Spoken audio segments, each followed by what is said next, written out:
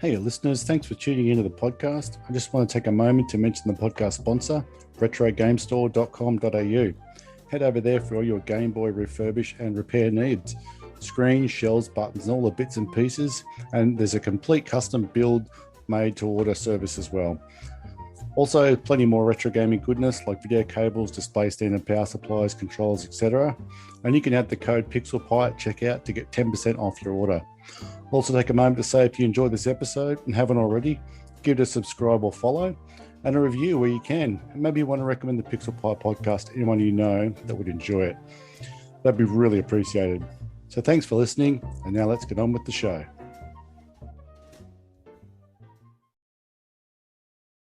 Hey, this is Gav, aka Noztech, and you're listening to the Pixel Pie podcast.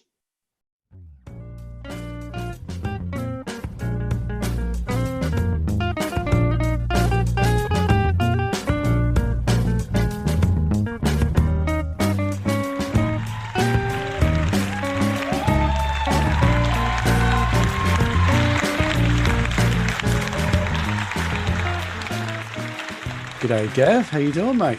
Good, Scott. Good to be here. Thank you very much. No, thank you for rocking up. I really appreciate it. It's kind of like a casual one for us, it's actually Sunday, sort of midday around our part of the world, and we're just chilling, and we've got time to sit back and chat about the things that we love, retro gaming and Game Boys and a whole bunch of cool shit. You've got quite a good collection, and that's kind of what I wanted to get you in. I've had a lot of modders on, and modders do collect, but I feel that you're more so a collector than a modder. So I think you and I are probably closer in that realm. Yet you've got a whole bunch of really cool shit that we'll get to. So very much a collector, mate. It's a polite word for a hoarder, I think. But yeah, it's a fine line, isn't it? Absolutely. I think a hoarder, though, technically, once you enter their house, you feel like if there was a fire, it might be a problem. Whereas a collector like yourself, I can see in the background, you've got these nice cabinets that are lit up and everything's protected, and you're collecting because you want to see it preserved, not keeping it in piles because you can't get rid of it because you have a disease. I think once it becomes disorganized and it's just piles to the roof, then you've probably got a problem. But for now it's in check. It is. And yeah, that's good. All right. So look, let's just start at the beginning. Little Gav. At what point did you so you're like early 30s, something like that? I'm 32 years old, Scott. Spring chicken, cool. So let's go back to say when you first, I don't know, what was your first console, Game Boy or whatever, and did that kind of carry on, and just take us down the journey of how Gav became Noztech with all this cool awesomeness collected? Absolutely. It all started with, like many of us, my childhood DMG. I can't remember exactly when I got it, but I definitely got a red Play It Loud DMG. Oh, nice. Up until then, I think I was stealing my older brother's Game Boy and, having a whirl on that. So the parents thought that would be a good idea, and damn straight it was a good idea. Yeah, stop the fighting. It was more for them than you, let's be honest. No doubt. No doubt. Because we'd have our heads buried in our Game Boys for hours at a time. Yeah. It was a great idea, and I think, if I remember right, it was Asteroids and Missile Command, the little dual one from the arcades. Right. And I played that heap. Obviously, it was here sitting on the shelf. That DMG I'm talking about you'll see it in my Insta. Perth Retro Gaming redid that one for me last year. Right. With the IPS screen and stuff, but that's still the original Play It Loud shell. Yeah. I think it holds a record from those guys for the dirtiest, filthiest Game Boy they've ever opened up. Shout out to Perth Retro Gaming for not just sending it straight back to you and saying, no way. Yeah, he did a very good job. And what's funny about that one too is he noticed that I'd rubbed off the A and B off the buttons. Oh, wow. So it's still got the A and B buttons on it, but the original ones, but definitely rubbed off the A and B. Yeah. I'm pretty sure if I had to explain why, that would be Pokemon. And I dare say going into the Pokemon Center, just smashing or you're in a battle and you smash an A to keep the battle going through quickly. Yeah. I've always thought there could be a little. I think if you do the auto set, it just plays and plays and plays and does it for you. But then you get those moments where you want to pull out a different move or you want to swap out, and it kind of you're like you got to take it manual. And I guess the beauty of that kind of mod is you could still keep the original board on the front there, and you could reverse that at any time, really. Yeah, the beauty it's still the original Game Boy, just it's the original Game Boy with the IPS screen. So everything about it's original, but he's just brought that screen to life with those beautiful IPS screens for the DMG, which just look amazing. And you can still play them in their original style. That's what I really like about the DMG mod. And it's just beautiful. And like you say, it's got all that nostalgia for me. It's one of my favorite Game Boys in my collection because it's got that sentimental value. Yeah. So that was my first Game Boy. I went on later on, my parents would get me a little purple Game Boy Color, grape, I think we called the color here in Australia. Yep. With Wario Land 2. I vividly remember getting that one Christmas morning. And then that became a huge part for me growing up. That probably sealed the deal for me in terms of gaming. Pokemon Yellow would come along at some point. And I just spent so much time playing those, it wasn't funny. It wasn't just the Game Boys though. I also remember convincing my parents to get a Super Nintendo back in the mid-90s. And we're talking little Gav here. I reckon I was 7 or 8 years old. And that was awesome. I still vividly remember getting it. It came with Donkey Kong Country 2. Yeah. That would become, probably still is my favorite game of all time. I get enough being a collector. That DMG, I've obviously still got the Game Boy Color. I've got most of the Game Boy games. I've got that Super Nintendo sitting behind me playing Donkey Kong Country as we speak. Well, that's the SNES. It's just always the same SNES. Wow, that's cool, huh? Same, actually, and the same cartridges and all sorts of stuff. So I'll come back to this, I'm sure, in a moment. But that has also, I know you and I differ on this point, but I'm not a huge fan of ROMs. Yep. I like to play the original carts and the original hardware. Yep. And each to their own. I mean, I won't, people, I love that ROMs exist. I think it's great because people can access games and play these games and do it for low cost. I just can't help myself. I want to have the card in the collection. Yeah. I want to have a big stack of SNES cards, which I do, but I just love getting it out, cleaning it, doing the old Windex on it, maybe do the cheeky blow into the cartridge that you're not supposed to do. It's on the sticker even. Look it in and off you go. No, Exactly. and I appreciate that. Look, I would also love to have a pile of carts. Like when I bought the NES off a mate specifically to play Tetris, and I bought a Tetris car in box, and it was like, this is real. Like, this is not. It's a bit like when you see kind of like let's say like a Corvette, and someone who knows better than you says, it's actually a fiberglass shell. It's not a real Corvette. And you're like, oh, well, it's not a Corvette then. And then you realize the difference. But when I actually got a Tetris car and I was like, when I put it into a NES, and even like I have a lot of the 8-bit controllers. I know you've used one then with your SNES. And even then I'm like, I've got them sitting there. I could use them, but there's still that feeling of, I want this to be 100%. So the only thing that lets me down here is me. And when you're working with ROMs, even with the EverDrives, there's always that thought in your mind of like, is this legit? I'm convinced it's 100%. I mean, I can't compare cart for cart, but I'm getting 99.999% reoccurring the gaming experience. But as a collector, which is very much you, I mean, I've got on my EverDrive for the Mega Drive, I think like Toy Story is one of the rubbishest games ever. But it's like a $200 cart. Oh, I agree with you on that point. There's carts. It becomes ridiculous at some point. There's just some carts that I'll never have in the collection because I'm not going to pay that sort of money. No. And that's just because people want to complete their collection and something sold terribly. So a whole bunch of them are recalled and buried in a hole with Atari ET. And now that cart's worth a bunch. So it's, to be able to experience the history without having to sort of do that. But as a collector, it's a very different situation. And I both admire and respect and am horrified by the commitment. Do you know, the interesting thing I found is that SNES carts in particular, Super Nintendo or Super Famicom, I'm not sure what the universal name is, but SNES, let's go with SNES. I've been collecting those for quite a while now. I remember vividly 10, 12 years ago, I was on eBay buying SNES carts. And I think today there's some carts that are even a little bit cheaper than what they were back then.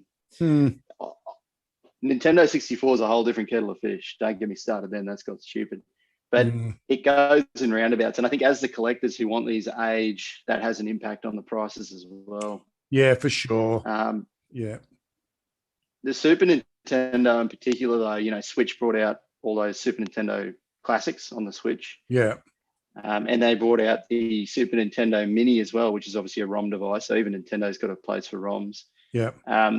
I reckon that really affected the market significantly. Whereas if you have a look, there's nothing like that for Nintendo 64. But if Nintendo do eventually do that, I dare say you'll see a massive drop or a noticeable drop in 64 prices as well. Right. So do you think that off that then, by making those, because not everybody knows how to set up a emulation setup, whether it be Raspberry Pi or whether it be on a laptop or we're using a PC, and even a lot of the handhelds and stuff can do that stuff now. It's like there's a myriad of like pre-built handhelds out there that'll play N64, Dreamcast, whatever in your hand.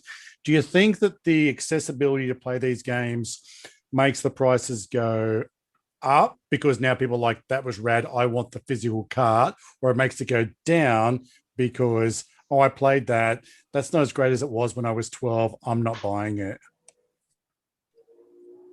Look, I'm no expert and I'm basing this purely on my own observations, but I think it's exactly that's happened to Super Nintendo. It's much more accessible and the demand for collecting the original carts has gone down as a result. Okay. I don't think it's people play it and then they go, I want the physical copy of this. I don't think that happens, to be honest. But it's that nostalgia factor as well. People, you know, that's why the Nintendo 64 went nuts during COVID. You've got a certain age bracket now of people who are earning, you know, money. They have a bit of disposable income. They're chasing that nostalgia hit, which are all nostalgia junkies. And it's fun. It's fun to collect those old carts and stuff. Sure is. And everybody kind of wasn't allowed to travel and go out for dinner and freaking, you know, all you could do was kind of like get alcohol delivered with your Uber Eats and buy Nintendo 64 carts on eBay. Crazy times. And that's what we all did. That's what we all did. I certainly in the last 12 months kind of bought a lot more than I probably would have. So just, I guess, moving on from that then, from the SNES, and then I guess by that time you were kind of like getting into high school, maybe getting a paper run and getting your own cash, and maybe that's when things started to become more your decisions as opposed to having to plead to the ministers of war and finance and get what you wanted. Yeah, exactly. So still definitely not much. I mean, mowing lawns was mine, not the paper run so much, but getting some money here and there to buy a card. I remember saving up for a Nintendo 64 controller and buy that. I remember buying Banjo-Kazooie with my saved up cash. So we moved into Nintendo 64 by now. The SNES gets put on the back burner. Yeah. And playing that, loving life on the 64. That was a huge part of my early years, the Nintendo 64. Yeah. It's interesting looking Mario Kart and those sort of games. Yeah. Sorry, no, you're right. I just have so many thoughts. I have things I want to ask all the time. And sometimes my mouth just doesn't listen to what I have to.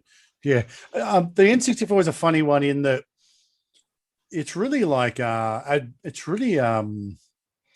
adored by some people, but there are other people I think that are probably more maybe kind of like they love the SNES, but then ended up as a PlayStation fan.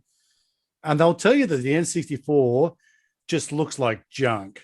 Like it just that polygonal mess. And there's sometimes where I kind of agree, but it's also, you got to kind of pick your game. Some games just look great and some games don't. Like you play like, Super Mario World, the 3D version on N64, like that is just, it's smooth and clean and it moves. And then you kind of look at something like even Wave Race, it has this kind of like a really sort of square on rails jankiness to it. It's still good, but it still has its flaws. So but you definitely see that the PlayStation people sort of go, "Oh man, 64 is just like it's junk." But I see that you've got quite a bit of sort of PlayStation. You love the PlayStation as well. So how did those two worlds sort of come together for you? Was this a later thing, and you're like, "What's it about? I'm going to check it out," or were you kind of lucky enough to sort of experience them both in the day? I was lucky enough because of this reason. I was the youngest of three brothers, Mm-hmm. and the other two brothers were also, like most kids, were into the gaming and things like that. So actually, I think the order of things was we went Super Nintendo to a PlayStation, Mm-hmm. and then the oldest brother ended up with a Nintendo 64. So he's a bit older than me. He's got a good 6 years or something on me. So he's got his own room with a TV with a Nintendo 64 set up in there. Oh, living the dream. Exactly. So I was very, very lucky as a child to have access to a couple of different games. So I've got a a soft spot for all of them, to be completely frank. I agree with what you're saying, though. There's some games that look like absolute trash on both consoles, PlayStation Absolutely. and Nintendo Yep. 64. But I tend not to remember or focus on those. I mean, Nintendo 64 will go down in history for, like you say, Mario 64, Mario Kart Yeah. 64. It defined it. That was the those Mario big Kart hitters. that defined Mario Kart, without a doubt. Yep. Yeah. Turning into 3D like that was just such a huge hit. And that's why Mario 64 was such a big deal. To go from Super Mario World to Mario 64 was just massive. Yeah. I mean, yeah, even now, it's games I play because I'll play a lot of games for just 20 minutes just to enjoy the art or the music or something. I'll hear it on a podcast, or some bloke will say, "This is a good game," and you're like, check it out. And you go, "Yeah, what was he on?" But to go from that 2D world where you're just running from left to right, and all of a sudden be able to kind of like look around, it was that early exactly. open world thing where you're like, so that's what one of those trees looks like when you stand real close to it and look up. And those Goombas, like, look at them. They are some podgy little dudes and stuff, and seeing Mario just like leg out the way he runs with his head back and his gut out and jumps, and you're like, exactly, that dude should not be able to do that. That is like defying physics. And you just believe it. Like it really takes you there and you believe it. And the way you start off in Mario 64, you're just in the foregrounds of the castle. You're Open free paddock. to just sort of Yep. walk around, check him out. He slides on his butt down the hill. Yeah, it's just perfect. I remember still the first time we fired it up, and I think even my parents were there, and we were all just in awe of it. Yeah. So yeah, I know exactly what you mean. And even the mechanics of that particular situation, there's games that you play, and they seem to be, and I see this in older games and newer games, and they seem to be teaching you the rules and the controls of the game for like 20 minutes. And you're like, I just want to play the game. I feel like you've done something that shouldn't be done. You should be able to throw them in. You go, this is shoot, this is jump. Here comes the bad guys. Get them. That is like you fall down the hill and all of a sudden you're like, oh, that's what that button does. And you come to a water thing and you jump and you're like, the button does. And by the time you get to that castle and through that first painting, you're a jet. And all you got to do now is enjoy it. It's a masterpiece. There's no doubt about it. It is a masterpiece. I agree. Absolutely. Yeah. So I've got your Instagram up here and I'm just sort of referring to bits and pieces. But I mean, you currently, as far as a collector goes, you've got a bit of everything. PS1, PS2. I mean, you've got a Vita there by the looks of it. There's Switches there. Everybody's got a Switch except me. In 2046, I'll buy a Switch. Just the sort of loitering around the PlayStation era, you've got one of those really rad PS1s with the screen. Oh yeah. That thing is freaking cool, and I kind of want one. I would never play it, but can you sort of tell me a bit about that, how you got it? It looks to be in mint condition. Was it something that you saw as a kid and when I'm getting it, that was your DeLorean or what? Tell me something about that because I'm super intrigued. It looks amazing. So the PS1 LCD, it gets so much love on Instagram and people just go nuts for it because it's the only one to date that PlayStation have actually made for a console specific, a genuine accessory. You can get ones for later on, but they're not genuine ones.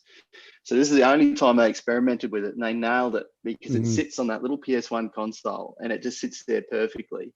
And then you open him up and off you go. It's a tiny screen. I think it's I'd be lucky to be 5 inches, I think. Right. So it's pretty rubbish to play on, but I have a lot of fun with it. Yeah. So the story behind the one that you see there, I didn't have one as a kid. I came across it as an adult. I found one in 2019, I think it was. Or anyway, I just happened across it, and it was so cool. I came home, I played it heaps. In fact, I played it to death. Oh no. I was sitting there playing it for a bit, having a beer as I do, and it just fizzled out. I was playing some Tomb Raider, and the screen just sort of fizzled out. Oh no. So just before you go on, is it an accessory that plugs into the back of a PS1? Oh yeah, so it's actually the way it's built. Right. So it's not a whole console with a screen, because you can see on the No. screen, when the screen's open, it's actually got like little feet. So when it closes down on top of the normal lid, it just sort of sits flush on top there. That's right. So And it at goes the into back, like the parallel port or something on the back.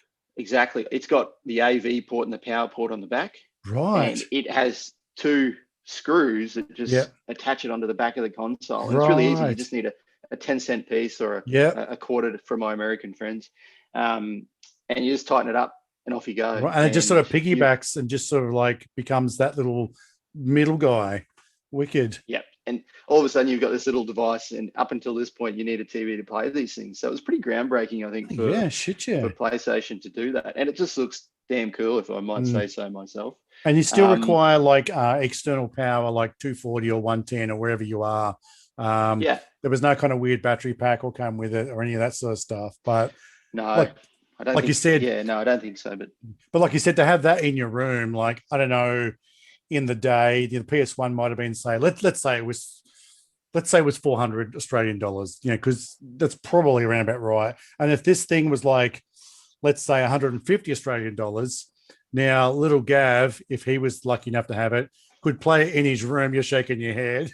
But if that little Gav, Johnny, Steve, or Jessica, they could now play that in their room, and you wouldn't have to buy them an entire television. So exactly. Man, that's and clever. We're talking about back in the day. CRTs weren't cheap back in the day. Yeah, I mean, they were the TVs thing. have always been expensive. Yeah. So, so it just nailed it. But I don't think it sold that many because these days they're quite hard to find, or they're just really breakable like mine was, and they haven't lasted. Right. But, I will super definitely cool little device. Keep my eye out. There's a pallet of them. After you go on. Sorry, mate. No, you're right. Go on. I was just going to say, after I broke that one, that's actually how I ended up in PVMs, which we'll get to in a moment. We will. But that was the catalyst for getting my first PVM. That makes no sense at all. Oh, it does. Okay. Convince me. I'm the dude at the table. A PS1 screen leads to PVMs. Convince me otherwise. The meme that everybody uses. All right. I know what you mean. We definitely will get there. I just sort of poke around a few other things. One thing that you have here, which is one of my holy grails, probably everybody that owns a Game Boy's holy grail, is the 20th anniversary micro. Yours appears to be in absolute mint condition, in box. I don't know what to say. Tell me about it. Tell me how. Yeah, there it is. Look at that. So you're showing me it's in box. It's got the plastic box around it as well, like the sort of plastic packaging. You don't pull it out. I would hate you to drop it on my account. That's fine.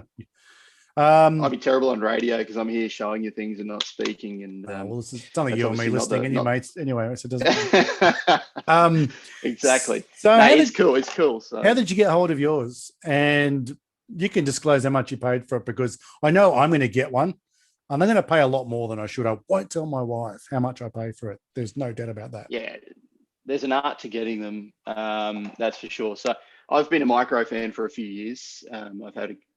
I, like many people, completely missed the micro when it came out.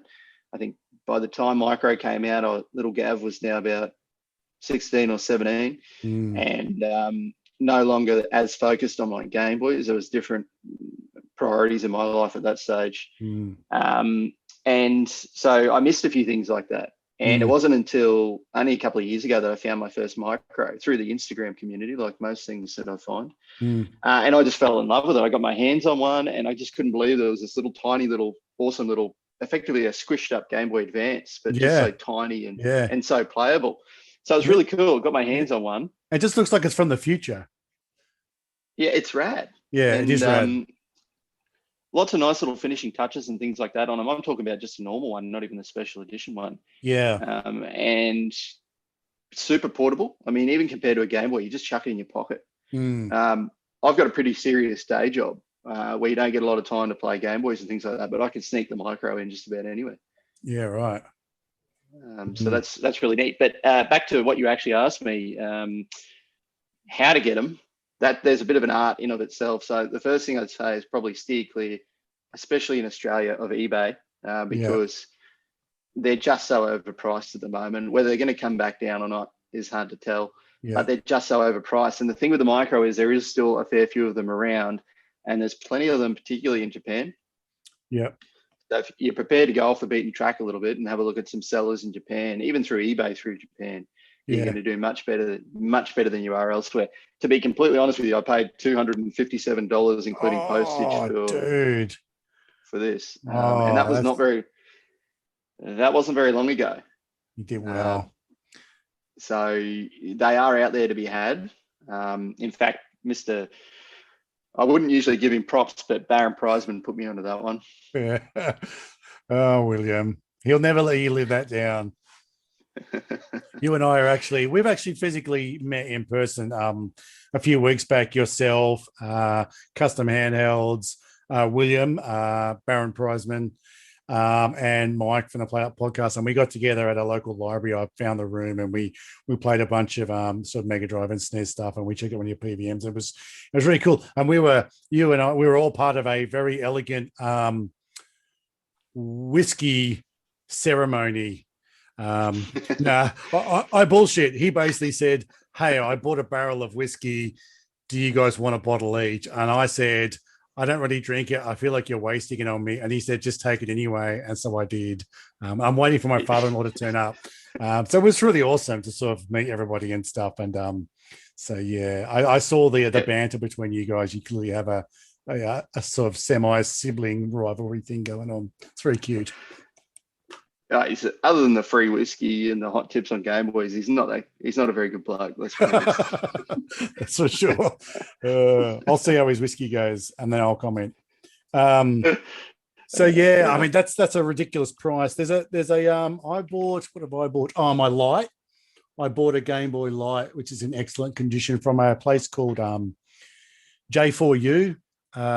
If you just type J4U into Google, you'll find it. And he sells a lot of everything, but if you look at the Game Boy stuff, and there's everything from, piles of junk to the thing like that you want in box. And I would 100% say that that's the sort of place I would buy it, not from an eBay seller.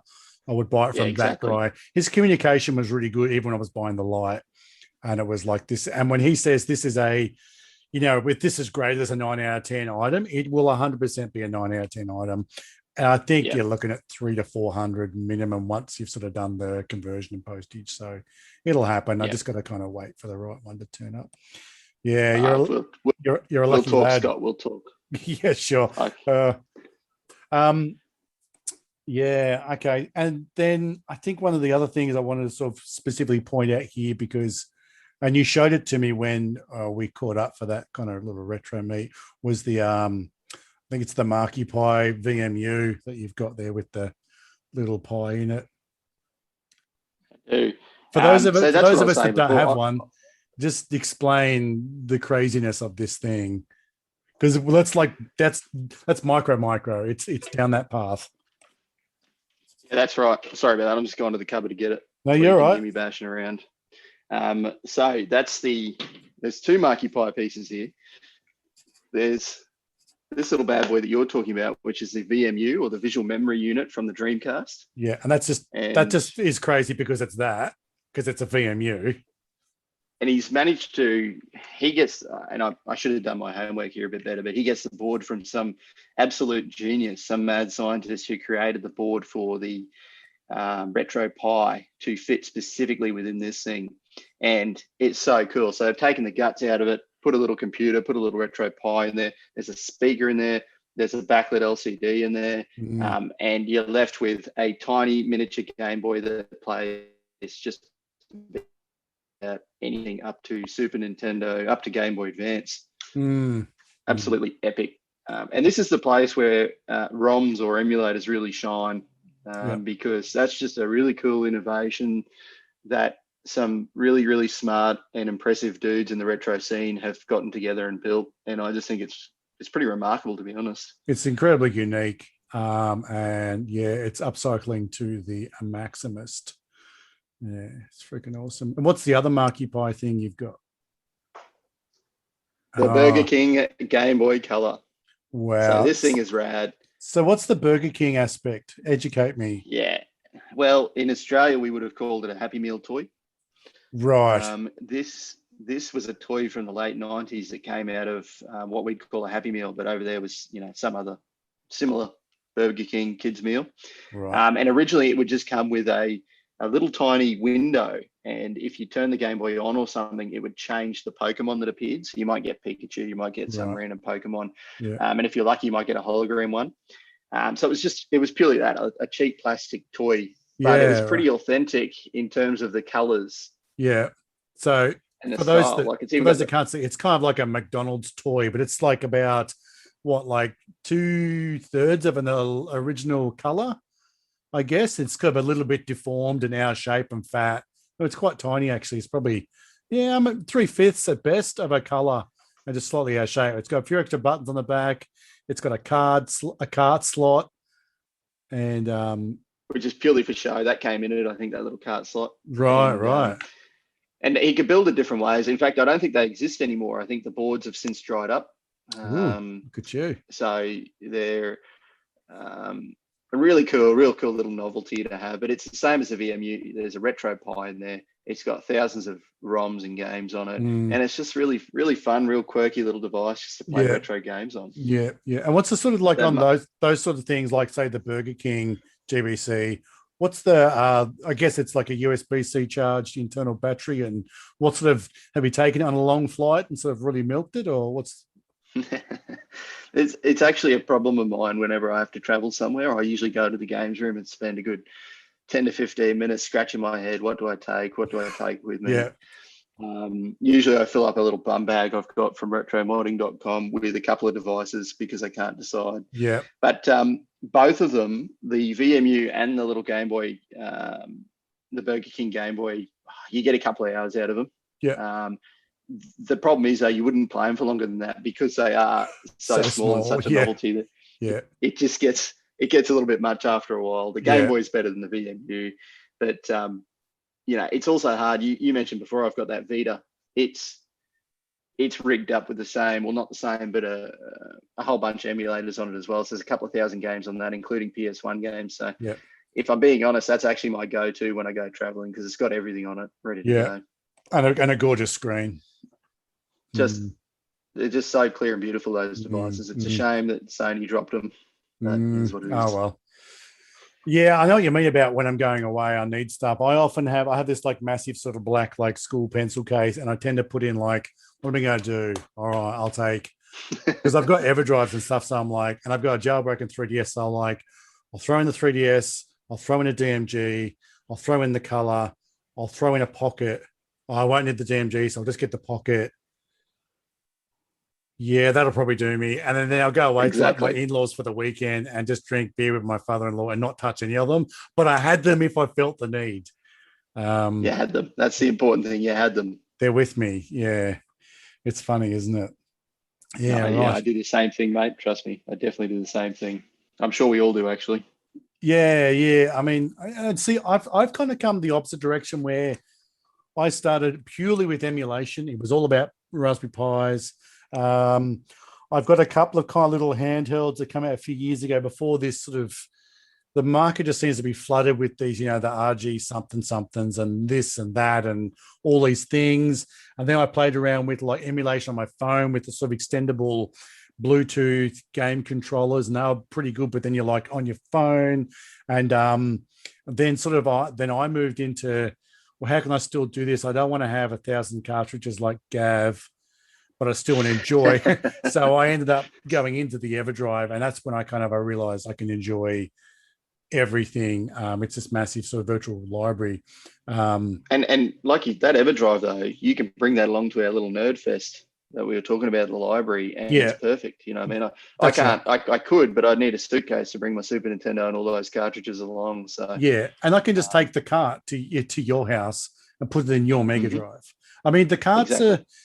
the EverDrive cart. I've bought all my EverDrives from shameless plug, the sponsor retrogamestore.com.au. Bought them all off Craig, and the going price is sort of around the 350 mark, which is quite an outlay. But like I said, there's games on that, and they do play, like, as far as I know from everything I've read, they do play 100% like legit. Like, I've played a lot of emulation, even to the point where my Pi now, I've still got a Pi in the back of this.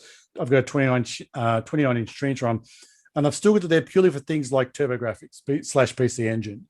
And I've even got it to the point where, like, I used to run all the filters and shaders so it looked like a CRT. I've got a cabinet that I built out of a Pi with double sticks and stuff. But even I run my Pi, because the output's HDMI, and I run that through a HDMI to RCA converter.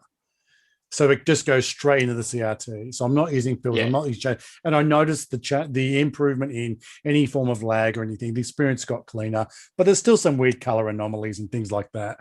But these carts are like, I could feel it. I could, like, this feels 100% legit. And even people when we met, and I've been over with Mike and that, much more experienced gamers than I am, and just gone, never said, gee, it feels a bit laggy, bro. These EverDrives are poop. They're not. They're excellent for those that haven't got the ability to, collect, but still enjoy, the historicalness of all these games.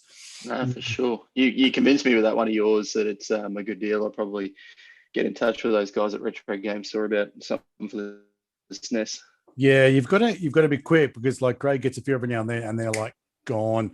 I was just the other day, he doesn't get them in, but there is an EverDrive which is no longer made for the TurboGrafx / PC Engine. I kind of want one. There's just some really cool shit on them, shooters and stuff that we didn't get, as in, like, in the West. They're very Japanese, and there's a few cool games, and it's a pretty obscure console. I think you can still pick them up, but that cart is sort of, it's a $300 to $400 cart, and it's becoming hard to get. The ridiculous flash cart, the most ridiculous price one, is the one for the Neo Geo. It's like $800. Oh yeah. But everything Neo Geo is, it's kind of the Bugatti of it, right? Like, it's like you buy any game is $300 to $400. AES, MVS, doesn't matter. So it's about an $800 multi-cart. It's bonkers. And I'm not going to be critical of anyone for how much money they spend on their retro games and stuff, because you can't. You're not allowed to. You're not. Well, you're not allowed to, but also, one, it's not my business, but two, I do the same thing. So I've spent some significant dollars on some of the things here.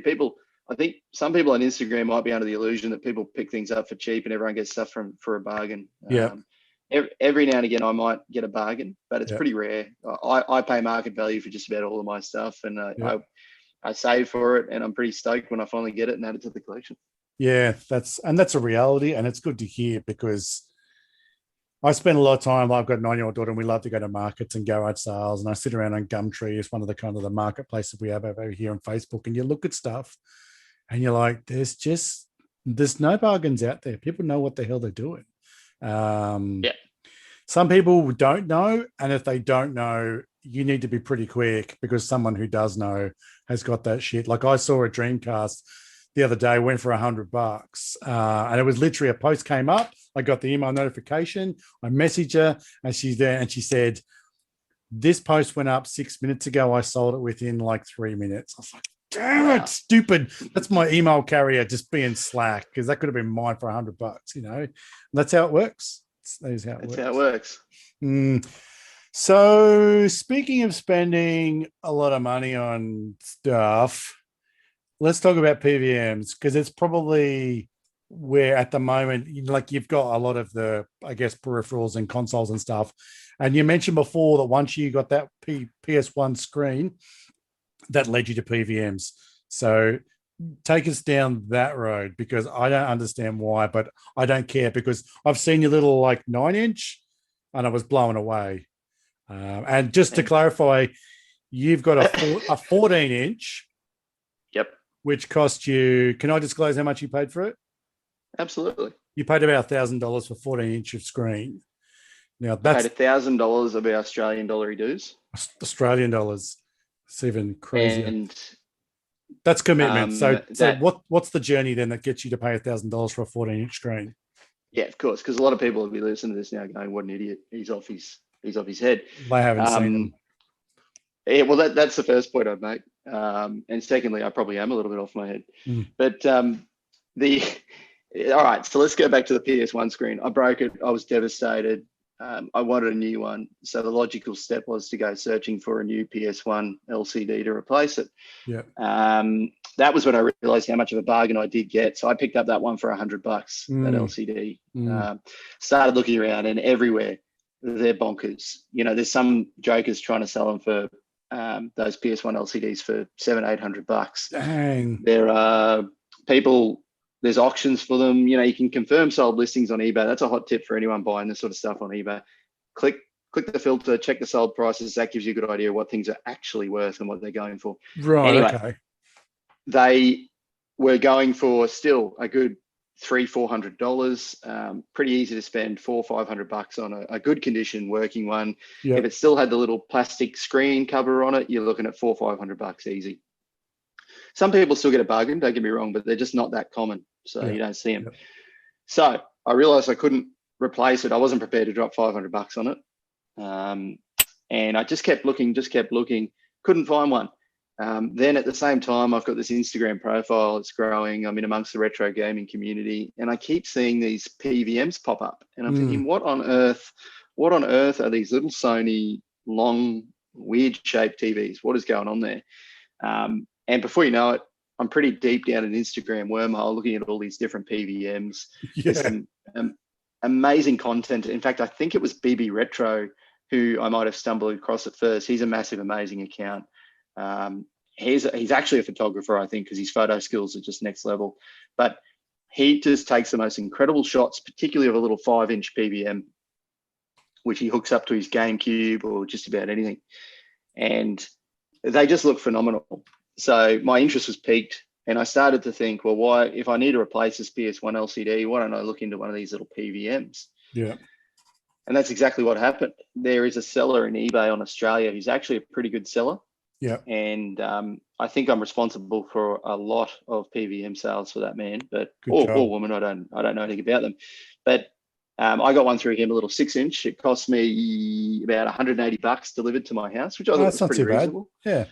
Because it was a little bit, thrown around, and it wasn't perfect condition, but that's all I wanted. Before we go on, yep. So a PVM, let's describe it. It's kind of like, I guess it's more like a shoebox in length, sort of dimensions, and there's a little screen on the front. So they're quite deep, and they were generally probably used for things like closed circuit TV, security monitoring, things like maybe monitoring of traffic cameras, probably like in the defense industry. Super crystal clear, super adjustable, stacks of inputs, a lot of the sort of RGB, SCART, everything like that. So it's not a commercial TV where you just plug it in. This is, and like TV studios, and you'd probably use for film editing and all that sort of stuff. So this was not something designed for the average Joe to take home and play games on.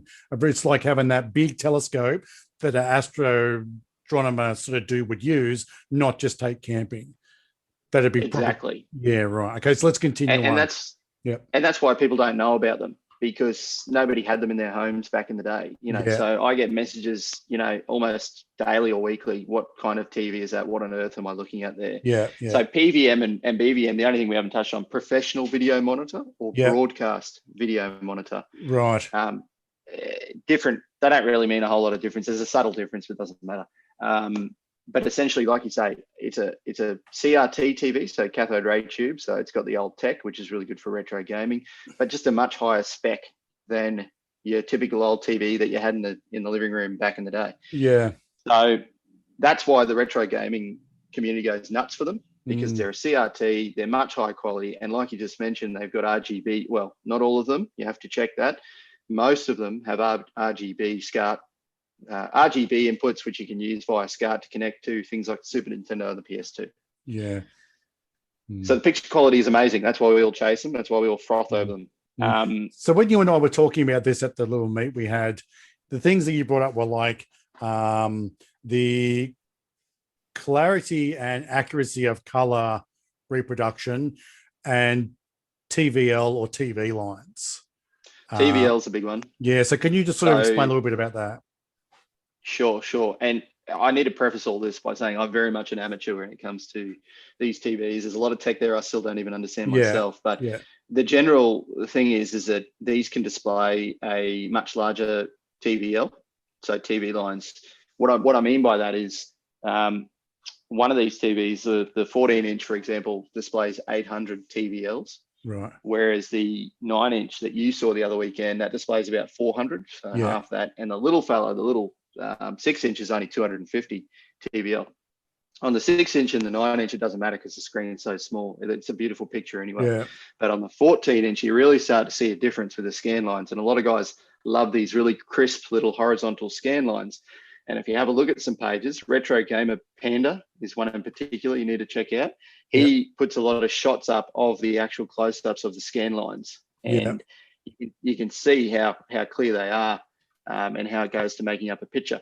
But the reason people want about that 400 to 800 mark, because that seems to display the best sort of picture with what you're looking at. Compare that to a consumer grade TV, which probably, I mean, it's hard to say, but you might be looking at, I'm just guessing here, maybe 200 scan lines, typically speaking. Yeah. And if you're talking about a 21-inch TV, for example, even if it had 400 scan lines, it's going to be a much less impressive picture than what these PVMs are displaying. Yeah. And you can really so that's and you can really start to see the pixel accuracy, like I'm looking right now at Retro Panda, and he's got a close-up shot of it's a close-up shot from Metal Slug and the guys in the helicopter. So obviously in real life, if this was on my 29-inch, the guy would be sort of like, an inch tall or something. But it is such a accurate reproduction that you can sort of see the pixels that make up as his canopy goes round. And you can see the things firing blue flame out the side of the cannon. And you can see the 4 to 5 individual blues it goes through to make the blast. And do you want to see that while you're playing? No, you don't.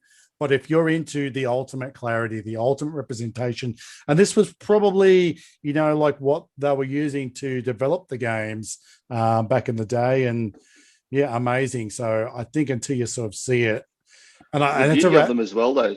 The beauty of them as well, what you're talking about, that's a very close-up shot, and that's exactly what they look like close up. But if you're sitting back at a normal space from the TV, you're just getting this beautiful crystal clear picture. Yeah. And but, I'm looking at the same one you're looking at now. That's exactly what I was talking about with scan lines. You nailed it. Yeah, and that's not the point, is to have it so clear you can sit real close and count the pixels.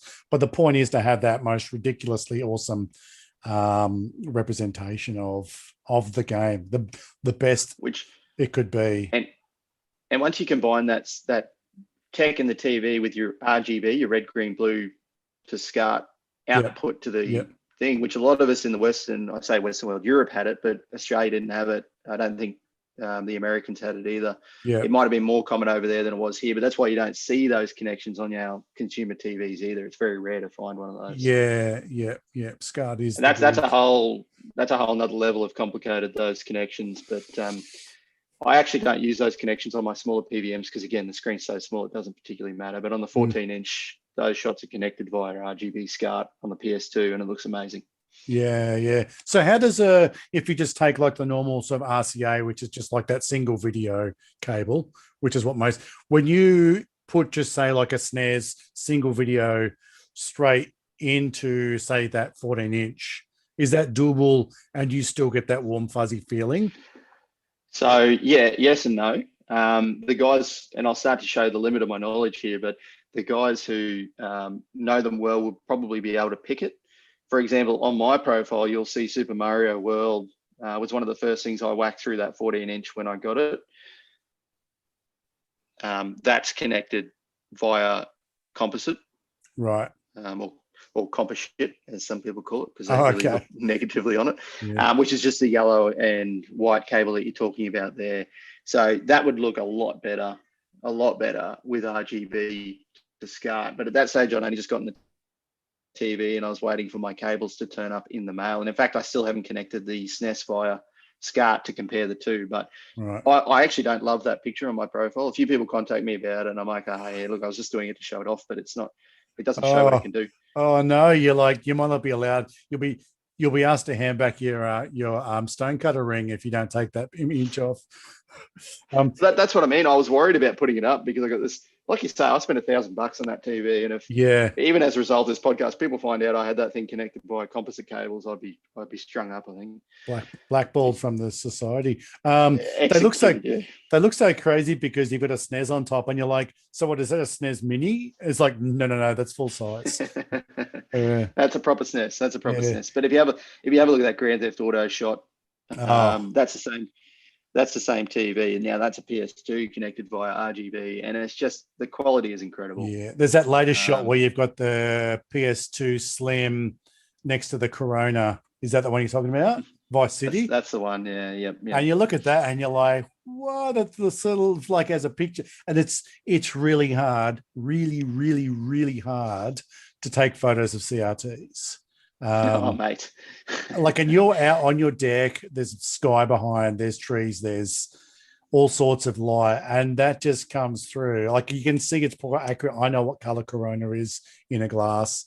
It's accurate, and it looks pretty amazing. And that screen of Vice City you're looking at there, that splash screen comes up for about less than a second. It just flashes up and goes again. So it's a very hard shot to get, but geez, it looks cool if you can get it. Yeah, good. But yeah, that's a whole nother thing as well. Trying to photograph a CRT is next level hard. Yeah. All right. Even the big guys complain about that. Yeah, some people just got I've always used like my old iPhone or my Android. I just kind of like, I don't know. There's a few filters. I should say that all of my shots are taken on an iPhone. Right. Some people ask me that, how do I take my shots? It's just on an iPhone. And with those CRTs in particular, I find it's a lighting thing in order to get rid of the moire and also to get rid of the flickering. Right. The beauty of CRTs too is you can turn that Vice City, the brightness function and things like that will be turned right down as well to get a shot like that. Oh, okay. So you can't equalize it, because that's the problem is you take a picture of your CRT and it's kind of like there's obviously more light coming out that the camera detects, but the naked eye doesn't. So once the camera looks at it, it's like, whoa, turn that shit down, and the whole room goes dark, or the TV's too bright. So being able to kind of like equalize out what the CRT is putting out with the real world. Exactly. Yeah, cool. So just to finish off that story, I suppose, is that, long story short, I couldn't get the Ps1 Lcd. Oh, we're still there. Sorry. Next thing you know, I ended up picking up the 6-inch for quite cheap. Loved the heck out of it. It was really small to play on, but I found that really fun and appealing. So that wasn't a problem. But naturally, I outgrew it. The next step was the 9-inch. That was the next one up. Picked up one of those. Loved that. Played the Super Nintendo, a lot of things. I think that's actually a good size, particularly in my games during the way I got it set up now. The picture is just amazing. And that's just playing behind me now on composite cables. And it looks, you can see that there, the orange screen. Yeah, I can. The honeycomb level there in Donkey Kong 2. But it just looks great, and it's so easy, and it's so portable. That's then what led me to the 14-inch. I wanted something for playing the PS2, something a bit bigger. And I actually found that one through a mate of mine on Instagram. He's a guy called Instagamer Hype. Right. He's a Sydney-based guy. He is very knowledgeable when it comes to PVMs. He knows his stuff. He has a knack for finding them in the wild. He's found quite a few in the wild down there in Sydney. And he was generous enough to let me know when he had one spare come up. And I know he sells those, generally speaking, for between $1,300 and $1,500, the exact same TV. So he did me mates rates on $1,000. So that just puts into context a little bit the price I paid for it. But it's worth every penny. Now that I've got it and I've played it, I can't get enough of it. It just looks so good. And you can't compare it to modern TVs. Anyone who's plugged their SNES Mini or something into a modern TV will see how, excuse the language, how shithouse it will look. I agree. It's even when you use on the minis as like a retro mode, it's even like having the CRT now. Like I've got a mini, I'm like, I'm not touching it. I'm sorry. Like the SNES or Mega Drive or NES or PS1 or GameCube or PS2, I've got a couple. Even that straight into the CRT, I'm just like, this is how it's meant to be. I love Exactly. Yeah, and that's just I'm a noob when it comes to these TVs, but what I do know is that they look damn cool. And so you can stack them. on top of each other as well. So they're stacked up in my games room right now. Well, that was the theory. Great. I mean, whenever I think of PVM, the first thing that comes to my mind is the movie Die Hard, and the nerd gets up in the security room and he's watching all the cameras and is like, they try to assault the front of the building with the kind of like little tank thing, and they pop the rocket launcher at him, and he's like, he's just looking at monitors, he's just like shut doors, he's like, the quarterback is toast. And it's like every time I see PVM, I just think of that room and that nerd, the dark guy, just like hacking away, just so good. And that's where they were stashed away, TV stations, all those sort of places, like you say, CCTV. A couple of points, if we don't come back to this, if people are looking to buy a PVM, there are some reputable sellers, there are some not so reputable sellers. They are not something you can easily open up and fix yourself. Some people will tell you it is. You're talking about electronics. You can electrocute yourself. So and they're heavy, so there's a lot in there. They're heavy, they're hard to ship. So only do it with a seller who's prepared to ship it and do it properly, because if they just chuck it in the post, it will turn up damaged and you can't just fix them easy. They cost a lot of money. I've been fortunate. There's a guy on eBay in Australia, if anyone's interested, you just search Sony PVM. He actually puts up a listing. You'll see that he puts shots to show whether it has burn in or not. Right. Some of these TVs were played 24 hours a day for 5+ years straight. If they were a security camera, like that would have been exactly their purpose in life. Exactly. Looking at that one corridor, that one door, that one elevator just sitting there. Yeah. And it's burnt into the screen. Once it's burnt into the screen, that's it. It's there forever. Yeah. So, but this guy I'm talking about will tell you whether it has burn in or not and things like that. And they're the questions you should be asking a seller if you're going to buy one. Does it have any burn in?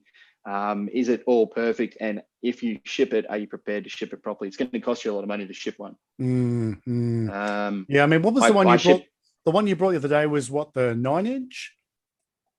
Yeah, to the library, that was a 9-inch one. And that's probably got to be, I don't know, 5-6 kilo, maybe more. Probably, and then some, yeah. Yeah, and that's just kind of only the size of a large shoebox and a bit. Yeah. And it's just like this big shoebox full of lead. Like it's I was impressed. But it's got a handle, so it's good to go. I take mine outside sometimes, as you've seen. Yeah, I have. You have a nice pool deck. I do. Thank you. Yeah. So do you have a I mean, you've spent $1,000, it becomes a bit of a creep. Do you have a holy grail? Like, is there a super sweet spot, certain vintage, certain capability, 23-inch, it's probably $2,500, and you're like, one day? So that 14-inch we're talking about, I haven't actually said the model number. That is a 14 L5A. They make that in a 14-inch model and a 20-inch model. They are widely regarded as the best PVM in the world. Right. It supports multi-format automatically, things like that. So it will detect what you plug in and flick to the right format and things like that. Awesome. So it probably was my holy grail, to be honest. The 20-inch would be nice, but they're hard to find. And yes, you're right. You're looking at, between starting, if you can find one, you're looking at $2,000 to $2,500, I would have thought. Wow. They're just, this is not to say people can't go out and find one of these for $100 somewhere and get really lucky, especially in other parts of the world. You might be able to do it. But people have cottoned on to what these things are worth now, so your chances of finding one for that cheap are much less. But that probably would have been my holy grail. But I'm pretty happy with where I'm at now. I've got my consumer grade CRT over there, which I play on Nintendo 64 on. That's a 22-inch or something, I think. Yeah. And it's perfect size for that. And I'm really happy with the CRTs, the PVMs. I've got the PS1 on the little fella, the SNES on the 9-inch, and then I play the PS2 through the 14-inch. Yeah. I'm running out of space in my games room, but my next holy grail would be a kiosk. Right. A PlayStation kiosk, a PS2 kiosk in particular. But there's no way I could get that home and get it past my wife. Yeah, the kiosks are bloody cool, eh? I happened to be watching something, or maybe Instagram or something yesterday, and it was like just a line. It was like a video, and this guy was walking past just all these kiosks, and like the Game Boy one, and somehow they got it to video out, onto a monitor and stuff, and it's just Oh yeah, that's a new mod, I think, for the Game Boy Advance that Retro Modding or someone put out. There's a GBA to TV. This was a DMG sitting in a kiosk. The kiosk. I'm sorry. And it's kind of bolted in, but then there's a little, like, about a 9-inch screen So they were outputting Nice. somehow into the kiosk. Yeah, Because sweet. obviously trying to sell a DMG back in the day, I mean, you'd have to set up your kiosk lighting perfectly, which is probably ideal because then it's never changing and you got a perfect screen. Actually, yeah, you're right. You could hold it directly under the light and nobody Yeah, would even yeah, realize it, yeah. would they? I never understood why they didn't just invent some sort of like head torch. Like when I got my first Game Boy, I was like, put a head torch on, like, you go bushwalking with camera. I was like, this is perfect. How did Game Yeah. Boy not just sell a head torch as the ultimate Game Nice. Boy instead of the whole kind of this is not my final form contraption magnifying glass speaker light thing? Yeah, they Anyway, tried it with the Game Boy Color. We've all got a worm light sitting around somewhere, I would have thought. yeah, Same idea. I had the magnifying lens with the light in it for my Game Boy Color. Yeah, it's incredible. No, you can't pick it up and play an original one anymore. Like, it's tricky. It's tricky. I gave it to my it's 9-year-old and hard. she's like, nah, I'm not doing it. Give Nah. me one of your other ones. But that's Yeah, fair. exactly. It is fair. I can't fault them for that. Yeah. No worries. I'm just sort of flicking through your Insta while we're chatting. I think it just recently you picked up off Tristan Custom Handhelds a few of the Japanese Pocket Monster carts. Do you have a thing for sort of Oh yeah, Japanese original carts? only since about a month ago. Uh-oh. I happened across the original 3 Donkey Kongs. So if you go back about 4 posts from where you're looking, there's the 3 Donkey Kongs for the In the box FSC. there. Yeah, right. Complete in the box, and just have a look at that artwork. Like, it's just incredible. They look so good, and I found those in suburban Brisbane, and it's opened up a bit of a wormhole now. I can't help myself. I'm a bit obsessed with NTSC, specifically Japanese carts. They just look so cool. I can't play them obviously because I don't speak the language, but they just look so cool. So cool. Do you happen to watch a YouTuber called Kid Shuriken?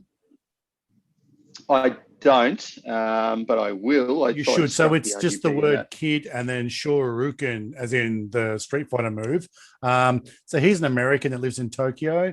There's another guy called Scruffy RGB, and they have done some work together, but they both basically do a lot of game hunting.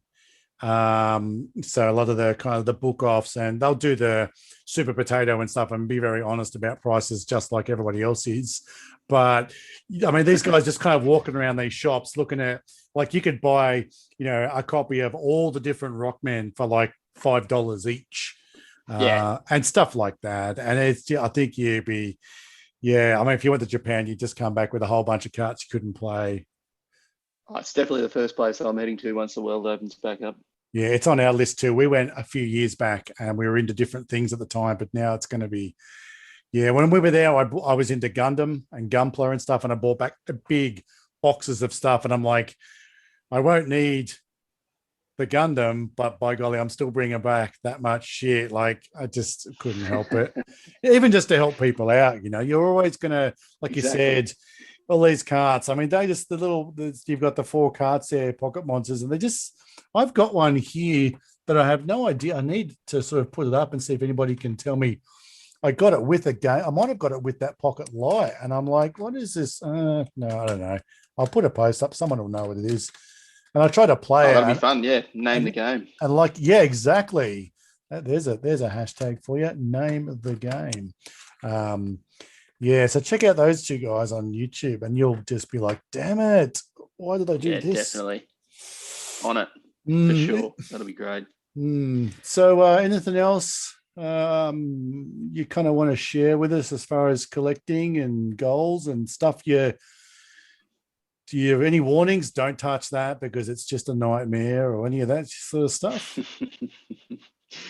I mean, each to their own. Everyone's going to do what they feel good with and what they're comfortable with in their budget. I try not to limit myself to any one particular thing, although you'd be forgiven for thinking that I only collect Pokemon, with just looking back on my feed here. It's hard to say because it's all very different. Some people only like to collect one type of thing, and that's fine. That's cool if that's your thing. I'm not just a retro gamer. I mean, I've got a PS5 and a Switch, and I spend a lot of time gaming on those as well because I absolutely love and adore the modern day games, and what's the kind of games that are coming out are just amazing. The Switch I is the guess bridge. my only isn't thing it? is the Switch is the bridge. Yeah. For Such a everybody. great console. Yeah. It's probably a good place to start if you want to get into playing some older games with the Switch Online. Yeah. You know, they've got the Nintendo and the Super Nintendo on there, if you're looking at that. What was I just about to say? Take it easy, keep it within your means, and don't get carried away. It's really easy when you're collecting and you want to buy stuff to want something so bad that emotion gets the better of you. You'll pay anything for it. Yeah. And you pay anything for it. We've all been guilty of doing it at some point in time. Thankfully, up until now, I've managed to not do it in a way that was really, really, really too much. Yeah. But I can see how easy it would be for some people, especially with eBay auctions and things like that. So yeah. there will almost always be another one. Yeah. And that's the fun of collecting. Yes. You don't need it all right now. I agree. There's actually a reward in being a little patient. I think I sort of had concerns until I did an episode with the Farrell brothers, Game Changer Mods. Oh, yeah. And I sort of said to Greg, like you're going through a lot of Game Boys. Like, what's the deal? Are we going to run out? And he's like, man, there's millions of them out there.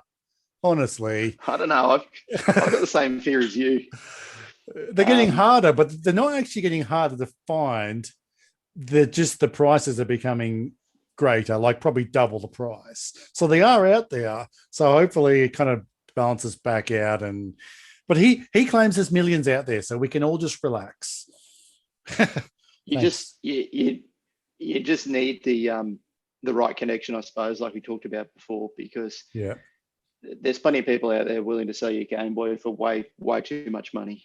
So just be careful of that. But I think it's getting to a point where I won't be modding anything in the near future because I just can't get my hands on a Game Boy for a reasonable price. And that's just a choice that I'm making then too. Yeah. I'm not a modder, and I don't make a living out of modding and selling Game Boys, but I do like to get one, and I love nothing more than putting some fancy new shell on it. One of my favorite Game Boys is that Pikachu's Beach one. It's a shell by Next Stop Please did the design. Yep. It was printed through Playawave USA, and it just looks so damn good. Geez, it looks good. Yeah. And that was one I was able to rehouse. That's actually my childhood Game Boy Color rehoused within that one. And it just looks great. Chuck in the new LCD and new buttons. I got some yesterday's text buttons in there, and the thing looks great. Yeah. There's another one just next to that. Is it the Mr. Sparkle? Is that David? Nintendo DIY? Mr. Sparkle, that's Nintendo DIY or David. Yeah, that's when I saw that, because you brought it to the meet and I was like, hang on, what? Hang on, I know this. Yeah. How do I know this? And then I saw it and then I was like, holy shit. And then there's a group photo of a few Game Boys I put up, and David's like, I didn't know you had one of those. I'm like, I don't. This guy here's got it. And how weird is it for you to see it just in the wild now? And he was like, that is really cool. Nice, warm, fuzzy feeling right there. I probably fluctuate between that one and the Pikachu's Beach one because they're so cool. I think I did those in the space of one. This is the joys of collecting. In the space of 1 week, there's 3 posts there next to each other. There's Mr. Sparkle, Pikachu's Beach. And then to top it off, I managed to find a in the box gold and silver Pokemon edition. That's pretty Game Boy Color. Yeah. And that was an eBay find. I found that for $200 pickup here in Brisbane. That's fantastic. And sometimes that's just the way it goes collecting. You can have a real run and then you can have a real dry spell. For sure. Yeah. You just got to enjoy it though, right? If If you're ever not enjoying it. Yeah. If you get too obsessed, you can end up in a real, like you said, you can end up in a hole where I'm not getting what I want. Now I'm going to spend too much on stuff. And now I'm just pissed. And you will buy, and I've done it myself. I've bought Game Boys that I'm looking at going, because I've now got all of the Australian released original DMG. So like the original and then all the Play It Louds. And now I'm kind of trying to get into there's a blue and a white that were only released in, I think the blue was released in Japan and Europe, and the white was only released in Japan. And I'm sort of got to the point where I've got a buddy now in Germany living there, Sean from the Played Up podcast. I'm like, I need one of these blue ones. And I'm like this close. And he's like, there's this one, but it looks a bit, and I'm like, oh, I was that close to going, just grab it. But it's like, just calm down. He goes, I actually see them fairly often over here. So just relax. Okay. You know, Exactly. so you can get in that position where you're about to transfer some money to a mate and have him walk to a stranger's house. In reality, it's like, let's just wait a few months and he'll go, dude, I just saw this. It is in mint condition. It is like $20 cheaper. Do you want it? You know, so. Yeah. And maybe just ask yourself, you know, do I really need to spend $1,000 on Snowboard Kids 2 for the Nintendo 64? Did you spend $1,000 on Snowboards Kid 2? Nah, I will draw the line. I can safely say I will never have Snowboard Kids 2 in my collection because, I mean, it's a shit game if we're being honest, but it's just slightly rare. So people are just prepared to pay crazy dollars for it. But do you really need it? Is that going to bring you joy? I don't know. It's like I said at the start of the podcast, it's not my business what people do with their money. And if you want it in your collection and you're prepared to pay that, kudos to you. I won't sledge you for it. Yeah. I just guy who spent $1,000 on a TV at the end of the day. But there's a difference between a TV that's, you know, it's not just the one game. I just quickly, because I was looking this the other day, price charting, Japanese PC engine prices and values, all Japanese PC games. So sealed in box, for example, Darius Alpha, $1,553.42. Like, that's bonkers. Loose price, $467. That's bonkers, man. Like, if you're part of me wonders, a big part of me wonders, is there going to be a correction here? Like, if we look at anything else, you look at houses, you look at cryptocurrency and things like that. You go through bubbles. The price goes up and down. You know, we're not like cryptocurrency here, but I just, how much further can Pokemon games keep going up in price? But it's extraordinary. It is. It is. You know, it's unsustainable if I'm being honest. How does it keep going up? But I guess it's supply and demand, and that's what it is. Well, I guess the beauty and maybe some sort of to console us is that, like you said, there's going to be a certain generation that will say into the N64, and they're the ones collecting. And once they kind of like chew out the market and then fulfill all their childhood collectible dreams, then you've still got carts out there remaining. And then it's the same thing. Like, everybody wants to put something on eBay. Like when someone puts a Game Boy Color on the Facebook Marketplace for $400, and I'm like, dude, did you look at other Game Boys, what they're worth? Like, you almost want to message him, hey, and be like, pull your head in. Tell him he's dreaming is something we like to say. Tell him he's dreaming. But when you see people obviously just using the price charting and that going, well, this is worth $420, I'll put it up for $425. They sell it because 3 people really want it. And this is how it. And they know what it's worth. Yeah. But eventually those 3 people have got their carts and they're not going to be in the fight, and things will just start selling. And that's just got to be patient. Yeah. Yeah. All right. Cool, brother. That's really good. I think there's a lot of really valuable information for people that do want to collect, but maybe kind of think, because sometimes you got to say to yourself, I want it, I deserve it, I'm just going to have it, bury the hatchet, spend the money, get it. And sometimes you kind of go, dude, not today, pay your car insurance instead. You know, it's sometimes you just have to be an adult and make those calls. We all do it. It's just, this is the thing, Instagram isn't real. You know, people posting their pickups on Instagram, you don't know what else they got going on in their life. You don't, you know, we're not all picking up games on the daily and picking up these amazing finds and stuff like that. So I often see cool things and I go, that'd be lovely. I really want that, but not today. Yeah. I am a skeptical person when it comes to seeing like Facebook, Instagram, especially some of the Facebook groups that I follow but don't really participate in because I'm just looking. Picked up all this today from $50 for $50 from a car boot. So it's like 3 Mega Drives, 2 Master System, and a bunch of cards. I'm like, no, you didn't. You didn't. Yeah. This is your collection in a box, and you feel left out, and you need a win, and that's fine. You didn't. Yeah. Maybe you did, but I don't think you did, and that's just me. I'm sorry, mate. Yeah. I don't say that. I say good on you. Oh, that's right. It's like, living the dream. Okay, cool. Yeah. Good pick up. So will you take 65 then? Yeah. All right. Well, look, I've sort of kept you for a while. I really do appreciate it is knowledge, it is experience, and I'm learning. Everybody's learning how to control themselves. We often just disregard it.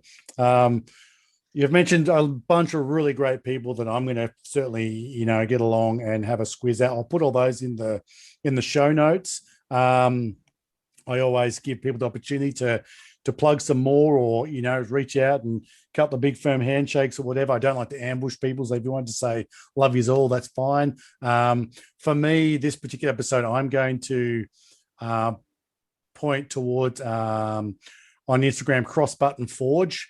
I've just sort of look. There's not a lot of posts there, but just some stuff that's just really clean, and I just see. I just see a lot of what I like. There's some nice builds there, some really good nostalgia photos as a lad. What I saw, which really freaked me out, was he recently picked up a pocket, but he's got like the original purchase receipt with the pocket, and it's like, sweet. yeah, I'm looking at it now. That's epic. Yeah, I've got a pocket which was a factory refurb, which I bought from a guy in Australia. And I got a really good price. So it's like, it obviously was sort of like busted up or something, went back to like EB Games or whatever it was in 89, and then went back to Nintendo and they refurbed it. And I've got like the piece of paper with the RMA number and the receipt and everything. And then it was never like sold. That's how it was. It was sold as that somehow out the back door. And that feeling of having it and knowing, like when I bought my Mega Drive, I bought like a bunch of carts. It came with a bunch of carts. Like in there, You've got Theme World. In yours, you've got Theme Park on PS1. That on the Mega Drive, when I got those cards, still had the receipt. Whenever that game came out on Mega Drive, it was $98. Wow. And I'm like, you are freaking kidding me. No. And all these games, there's a bunch of sport games. I just wasn't into, so I just kind of moved them, covered the cost of my. But yeah, Cross Button Forge, a lot of really cool, clean stuff going on there. There's a Batman sweet. GBA, and I just jumped on there and had a look. It looks great. Little pink 2DS with the bow on it and stuff. Just little things that I love to see. So get along, show some support, and yeah, nice. Take them under your wing or enjoy. So yeah, shoot, brother. Oh mate, there's so many accounts on Instagram, and they're all doing the whole Instagram retro gaming community is pretty fantastic. I don't think I ever intended to get involved in a community like this, but I'm pretty happy I found it. I'm pretty humbled to be on your podcast as well to begin with, considering the caliber of people you've had on here. I had a bit of a Wayne's World moment when you asked me to do this, sort of, I'm not worthy. No, mate, I'm the one that gets to speak to all these great people. Like the fact that anybody would give 2 hours of their time. Like I've said before, I just happened to walk into the right bar and it was full of like the entire cast of every Marvel comic was kind of standing there or whatever, and people just been so gracious, like yourself. So I'll give a massive shout out to everyone who's appeared on your podcast already and will appear on it in the future, because they're all awesome people. If we break it up into content in terms of PVMs, I'll give a few shout outs at this point. I've already mentioned BB Retro. He doesn't need my recommendation. His account is huge already, but the quality of pics that dude takes is just next level. He's someone I aspire to in terms of content. So check him out. Did Somebody Say PVM? That's run by Sean from Did Somebody Say Retro. Yeah. They're both golden accounts. Did Somebody Say PVM? He is a rare class of reshare account that does it in a really professional and courteous way. Don't get me started on reshare accounts because they're not my favorite thing, but Did Somebody Say PVM does it very well, and he gives credit where credit's due, and he doesn't repost stuff making it look like his and then giving credit in a artificial way. If I down in the footnotes, it's like, look at this person did this. Just wanted you to know. Exactly. There's some other accounts out there though that suck and they can go away. Then we've got Limit Break Gaming. He's the one who sold me my big PVM. All one word, Limit Break Gaming. He is so knowledgeable when it comes to PVMs. I've had chats to him for ages, just talking about PVMs, and it blows my mind just how much he knows about them. And the fact he can find them in the wild is pretty impressive. He could probably start a channel just on finding them in the wild, which would be pretty impressive to listen to and watch. Marky Pie, I mentioned, he needs no introduction or explanation. He's just a legend. Sorry. His content's awesome, but he's just a legendary dude. Like, he's just one of the nicest guys. He'd lend you the bus. He'd give you the bus fare, if you were stuck. He's just that kind of person. Exactly. There is, of course, our queen here in the Instagram community, Natalie the Nerd. Always Nat. I might start a church, I think. The Church and Worship of Natalie the Nerd. That might be. I reckon that'd be pretty popular. You remember the Simpsons? Natalie is good. Natalie is great. Natalie is good. Natalie is great.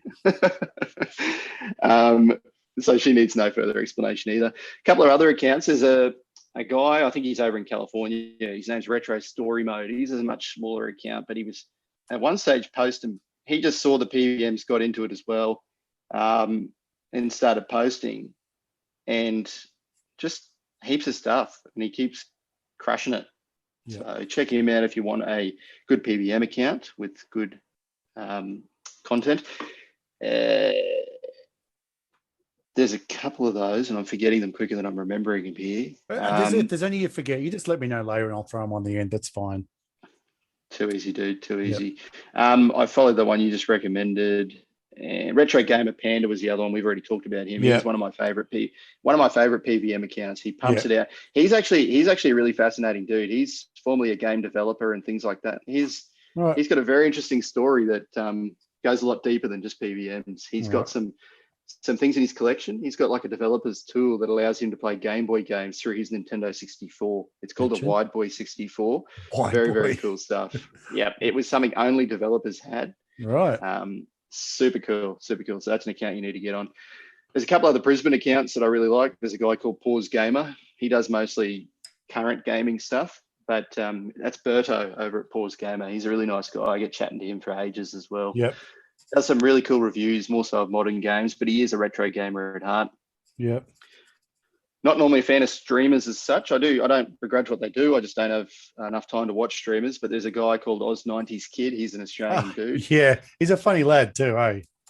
He is a funny lad. That's John down there in Adelaide. I think he is down in South Australia. But he's been posting some really funny clips lately of just some of the moments he's having while playing games, and it cracks me up every time. Yeah, when people stream and they're just enjoying it and they're asking you if you'd like to just be part of it, like I enjoy that. It's no unnecessary hype. It's just there's another guy, Taco Games Australia. I don't know if you ever seen that guy. He's very similar. He was just like, "Hey, I'm in my room. It's cold. I've got a beanie and a blanket, and I'm going to play some games.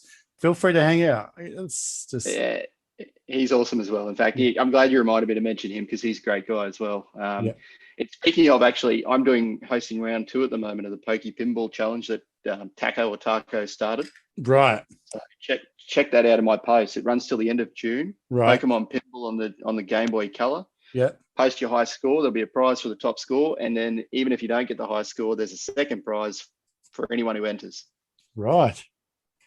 It was a lot of fun last time. Get in on it. It's heaps of fun. So it's specifically, is it just Pokemon Pinball or Pokemon Pinball 2 is the game?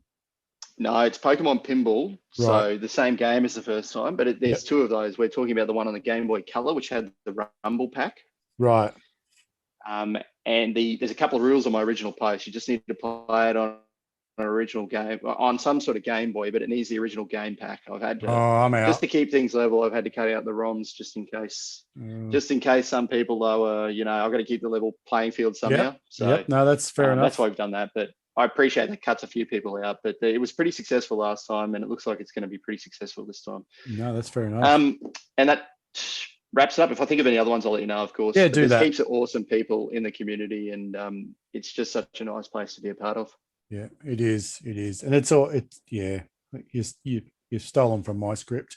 It is a really nice place to be, and it is there are some really nice people. And it sort of helps you to restore your faith in just I've got my fingers in it, the internet. It's a bit of a shithole in a lot of ways. It seems to bring out the worst of a lot of people, but if you can find your corner, it can be really, really, really enjoyable. I hear you, man. I hear you. All right. Well, I think we will wrap it up there. I really appreciate your time. You and I are going to be catching up with the guys in a couple of weeks again for another, hopefully, if you do that mad dash back from Townsville in time and don't get too many tickets running red lights or whatever you do.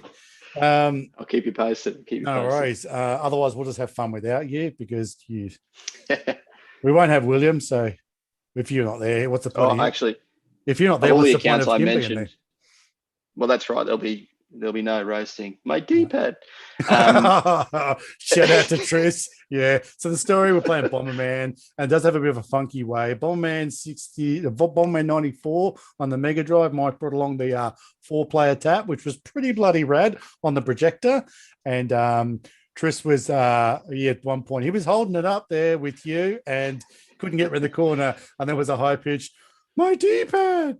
And yeah, kind of copped it for the rest of the sesh. So you're gonna have to get that put on t-shirts or something. Yeah, that goes to the loser. That was me, actually. I was by far the loser of that game, but I had a lot of laughs, so I still win. Yeah, it was a good day. I'm looking forward to the next one. No worries. All right, buddy. Will you take it easy? Enjoy the rest of your weekend. And for those who are out there that have stayed till the end, thank you so much. And we'll catch you on the next episode of the Pixel Pie podcast. Thanks, Scott. Thanks, everyone. Thanks, mate.